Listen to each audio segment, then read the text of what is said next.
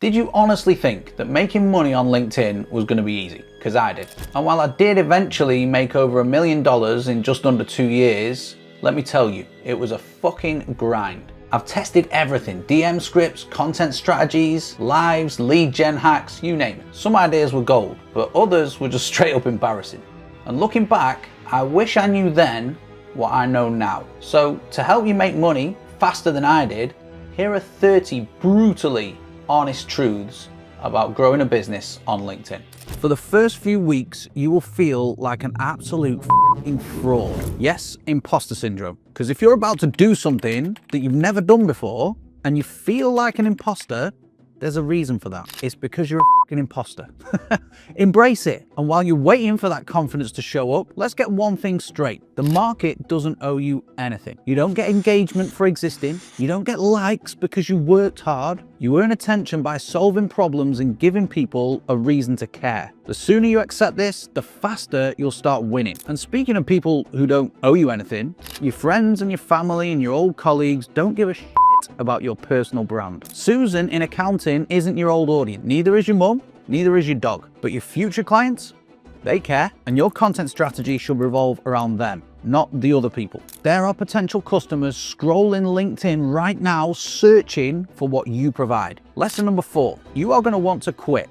Don't. Most people give up right before that breakthrough moment. This reminds me of that 6 inches from gold story. There was some guy called Rupert Darby or something who was digging for gold with his uncle, and they were convinced they'd struck it rich because they found some gold. But when the gold dried up quite quickly, they gave up quite quickly. And the person that bought the mine or bought the equipment from them hired an engineer, and guess what? The gold was still there, just 6 inches away. So the lesson here is your breakthrough is closer than you think. Don't quit now, because while you're on this weird little LinkedIn scavenger hunt, there's another treasure that you might be missing. And that's lesson number 5. The LinkedIn DMs are a fucking gold mine. DMs are where the deals happen, where relationships are built, and where you unlock massive opportunities too. And if you're not in your inbox daily, you're probably leaving money on the table. But here's the catch. DMs only work if you do this next thing right. So please, for the fucking love of God, personalize your outreach. We've all been pitch slapped and we all don't like it. No one's responding to your copy and paste generic pitch. Personalization is the aim of the game. Reference someone's work, mention an interaction, inject humor, find commonalities. Even saying your great Aunt Betty went to school in the same city as them is better than just hitting someone with a pitch. And the best way to personalize this outreach is to use voice notes. Voice notes are magic. They're quick, they're personal, and they're pretty fucking hard to ignore when you've got one just sat there in your inbox. Plus, they look like you put a bit of effort in compared to just some plain text. Remember, we're trying to do 2 things: stand out and build a brand around our personality. So why would you sound like everyone else when you can literally sound like yourself? Lesson number 8, make a mess and then tidy it up later. Perfectionism is just procrastination in disguise, because your first post is going to be crap. Your first DM exchange is going to be awkward, but that's fine. Just start, because you can make a mess and then refine it as you go. We've all f***ed up trying to build IKEA furniture, right? You skim the instructions, throw all the pieces together and realize halfway through that the shelf's f***ing upside down. But hey, the important thing is it's standing. You can always tighten the bolts or flip the shelf around a bit later. And if it's really bad, that's what that tiny little Allen key thing is for. Just start building the thing. Lesson number 9, it's okay to pivot if shit's not working. Sometimes you'll realize that the way you've been doing things or your strategy is shit. That's okay. We've all been there. But don't just go and change everything on a whim. If you're going to pivot, you should do it on data, not based off emotion. Because if you've only had 2 calls about your brand new offer and you're already panicking, you're reacting emotionally. Take a breath, get more feedback, and adjust logically. We all have bad or have emotional days, but if the best business people only reacted based on emotions, they wouldn't be where they are now. Lesson number 10, comparison is poison. This isn't a race. You're scrolling LinkedIn, seeing creators with 100,000 followers who all look like they're f***ing killing it, and you feel like you're falling behind. Stop. Some of these creators aren't even earning £5,000 a month. I mean it, because they've opted for eyeballs rather than leads. And eyeballs are great, but if you can't sell to those eyeballs, they may as well be covered with a blindfold. And whilst we're on the subject of top creators, they're all in f***ing engagement pods. Yes, all of them. Most of these viral posts that you see are just losers in WhatsApp groups going, "Hi guys, I've just posted. Can you please go and leave a comment?" That's like asking your friends to vote for you in a beauty contest when you've just been smoking crack for 7 days straight. Not pretty, but pretty easy to spot when you know the signs. Lesson number 12. Repetition isn't boring. It's branding. This is another situation where you should completely ignore your emotions. Because let's be honest, you might get a little bit bored talking about the same subject again and again, but your audience won't, so you need to hammer it home. A part of personal branding is about owning one thing and repeating it so much that people can't forget it. Think of your favorite songs. Which part is the most memorable? The chorus. That's because it's repeated 3 or 4 times every time the song is played, and it's probably pretty catchy. So your message should do the same. Lesson number 13.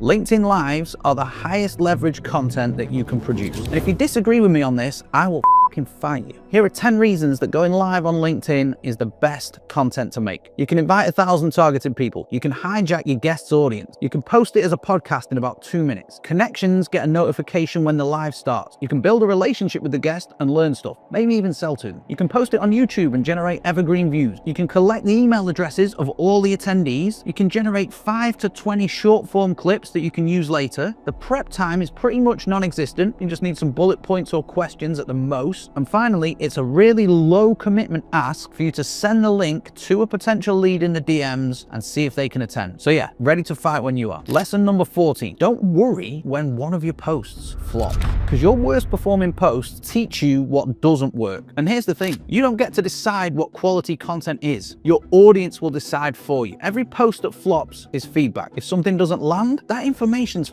priceless. And the best way to figure out what works is to post more. Which brings me to lesson number 15, and the creator crew might disagree with this. You should worry far more about quantity than you should about quality in the beginning. If you post more often, you fail faster. And when you fail faster, you learn quicker. And honestly, you'll be so far away from quality at the start, it's almost pointless trying to achieve it. Focusing on quantity and getting your processes in place is going to build your skills so much faster. And it also gives you feedback, which means you get the data to improve. Remember, you're not aiming for perfect, you're aiming for progress. Lesson number 16, words are everything. And in my extremely humble opinion, the best or the most powerful skill that you can learn when it comes to LinkedIn is copywriting. Copywriting is written persuasion. It's literally a 7, if not an 8-figure skill. If you don't focus on the words that you put out into the world, then you're going to end up with captions, posts, video scripts, landing pages, DM exchanges, the list goes on. Because when we post content for people to consume, essentially we're asking them to pay, not with their money, with their time. Therefore, our writing needs to be on point. Otherwise, they'll just scroll on by.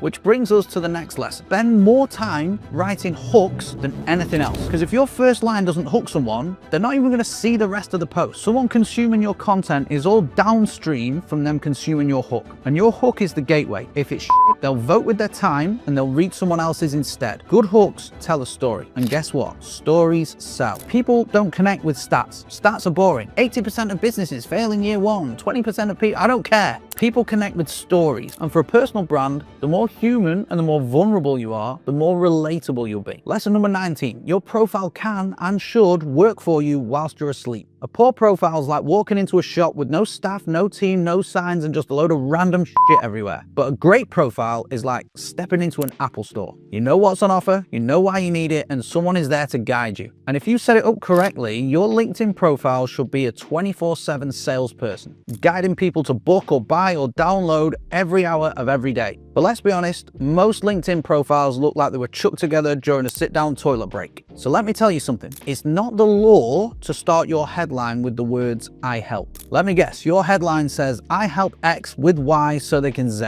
The aim is to stand out, right? Well then, write something that sparks curiosity or describes what you offer in a different, fresh way. You got seconds, probably milliseconds, to hook someone. And if your headline reads like a template, they're gone. Don't get me started on templates. The platform's being ruined by AI, templated posts, and losers selling their templated posts. Yes, I said it. And these people are the exact same people that are pushing personal brand as their narrative, when all they're actually doing is removing the personality from the platform. But this is great news for the good guys. It means anyone with an ounce of personality can stand out pretty easily. So the lesson here is, be yourself. Cliche? Yes. But does it work? Also yes. Lesson 22. Posts about your business won't get as many likes as posts about your new puppy. Your audience sees posts about a new offer or about your business and just scrolls on by thinking, cool, good for them. But if you post a picture of a fluffy dog in a party hat, boom, 300 likes, 500 comments, and someone asking if it's single. But we're not trying to get likes, we're trying to get leads. And your business posts don't need to be popular, they just need to land with the right people. And the right people don't always hit the like button. Therefore, going viral is a bonus, not the goal. Because a viral post might get you this attention, but does it get you leads? In 2024, I deleted my 50,000 follower Instagram account because of this one thing. I had a few posts that went absolutely nuts. I got a load of followers, and yes, I felt all warm and fuzzy, but all the posts did were bring in random followers, not potential buyers. Now don't get me wrong, if your post happens to go viral, then brilliant, well done. But your business doesn't need applause, it needs attention from the people that are ready to buy. But what happens when you get the wrong attention? Well, then the block button is your best friend. Trolls, block them. Spammers, block them. Negative energy,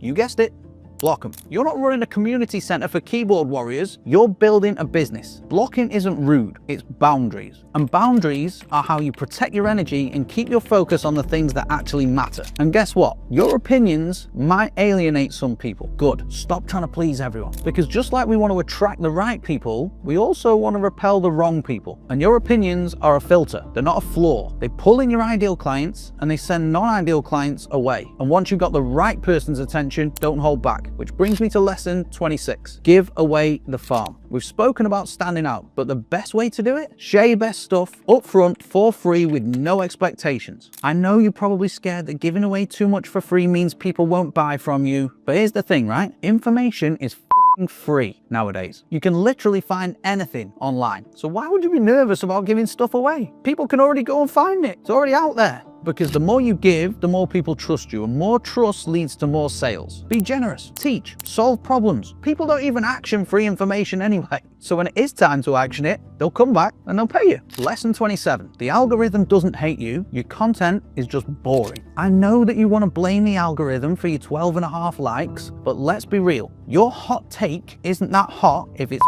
lukewarm. We've talked about this. Post something bold. And no, I don't mean being controversial for the sake of it. The whole platform though is filled with copycats and nodding dogs, and sometimes you just have to be a peacock and let all your feather. I'm not saying this. Stop playing it safe and share a story that no one else is telling. Now, the next lesson is just a quick one. Nobody cares that you're excited to announce something. If you're still starting your post with "I'm excited to share," then you may as well just say, here's something you can scroll past. Get creative. Lesson 29. Repost your best content every quarter. The vast majority of your audience don't even see your posts. That's why you can have 5,000 followers but only 500 impressions. And let's be honest, even if they do see your post, their feed is flooded with so much other shit that they probably won't remember it anyway. So rather than rubbing sticks together to make a fire when you've already got a lighter, just repost your best performing content once it's 90 days old or more. When I started Instagram a few years ago, I made fresh content every single day for a year like a complete